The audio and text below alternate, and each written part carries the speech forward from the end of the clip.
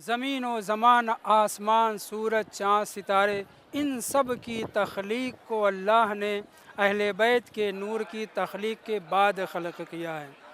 नूर जनाब रसूल खुदा, नूर अहले बैत ताहिरीन अलैहिमुस्सलाम कहाँ था? तो बाज़ रवायत में ज़िक्र किया गया है अल्लाह के पास था, अल्लाह के सामने था। बैन यदैल्लाह से मुराद जिसकी ताबीर किसी रवायात में अर्श आज़म से की गई है।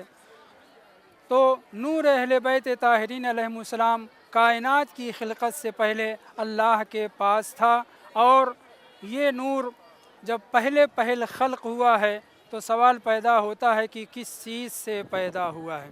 अगर ये कहा जाए कि अल्लाह ने अहले बैत ताहिरीन अलैहिमुस्सलाम को किसी चीज़ से पैदा किया है, वो चाहे जो चीज़ हो वो असल करार पाएगी और नूर अहले बैत उसकी फ़रा करार पाएगा।